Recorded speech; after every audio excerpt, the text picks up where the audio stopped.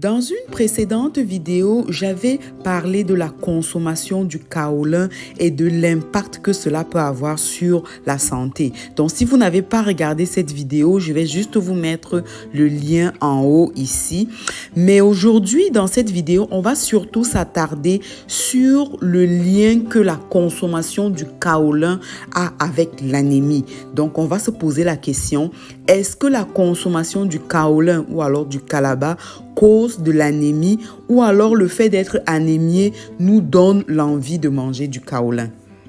Sur cette chaîne, il est surtout question de discuter de la santé et du bien-être. Donc, si vous êtes une personne passionnée pour votre santé et pour votre bien-être, n'hésitez surtout pas à vous abonner pour toujours avoir un maximum d'informations qui vont vous permettre de maintenir un niveau de santé optimal. Parce que pour pouvoir réaliser tous les autres domaines de notre vie, il faut d'abord être en santé. La santé, c'est la priorité numéro 1.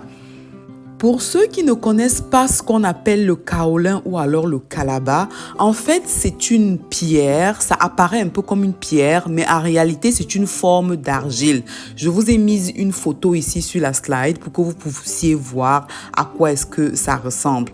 Donc, en fait, c'est une forme d'argile qui est vraiment consommée dans certaines cultures en Afrique, plus particulièrement en Afrique, et c'est beaucoup plus fréquent chez les femmes. Alors, on ne sait pas très bien pourquoi. C'est plus les femmes qui en consomment, mais c'est ça la réalité. Et la consommation fréquente du kaolin est scientifiquement, on appelle cela de la géophagie. La géophagie, c'est pour dire que on consomme de la terre. Et en réalité, cela peut correspondre à un trouble mental qu'on a classifié et appelé comme étant PICA. Donc, le PICA, c'est le trouble mental qui découle de la consommation compulsive de kaolin ou alors de kalaba. Donc, c'est un fait que la personne doit absolument consommer tous les jours et la personne ressent l'envie et ne peut pas forcément s'arrêter. Donc là, c'est vraiment déjà un niveau bien plus avancé qui montre que la personne a développé comme un trouble mental. Mais de façon générale, est-ce qu'en Afrique, tout le monde qui consomme le kaolin a un trouble mental? Bon, là, ça, c'est une question que je vous pose. Je dirais pas ça. Les gens consomment ça plus par habitude ou alors juste, et on va aussi remarquer qu'il y a les femmes enceintes qui consomment beaucoup le kaolin parce qu'elles vont dire que ça les aide pour les nausées et ça les aide aussi pour le mal d'estomac. Bon, de toutes les façons, on va vraiment regarder un peu plus tard dans d'autres slides le lien qu'il existe avec la consommation du kaolin, du kalaba et aussi l'impact que cela a au niveau du sang, donc notamment l'anémie. Alors, venons-en au vif du sujet. Alors, la première question, c'est que est-ce que le kaolin entraîne l'anémie? La réponse à cette question, c'est oui. Si vous consommez le kaolin vraiment sur une base régulière et de grandes quantités, alors vous vous exposez à un risque d'anémie. Et c'est prouvé scientifiquement que le kaolin cause l'anémie par carence en fer. Donc, vous avez une anémie parce que votre corps aura de la difficulté à absorber le fer dans le tube digestif.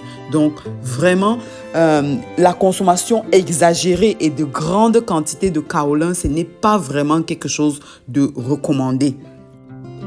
La deuxième question ici, c'est de se demander, est-ce que le fait d'avoir l'anémie entraîne l'envie de manger le kaolin?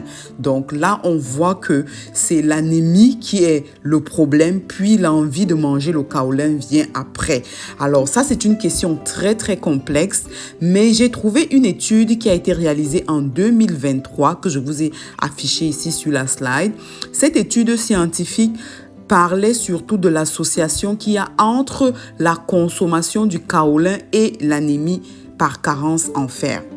Les chercheurs dans cette étude ont trouvé que le fait de souffrir de l'anémie par carence en fer peut entraîner l'envie de manger des structures qui sont non nutritives, comme par exemple le kaolin ou alors le kalaba. Donc, en d'autres mots, l'anémie par carence en fer peut nous stimuler à manger du kaolin.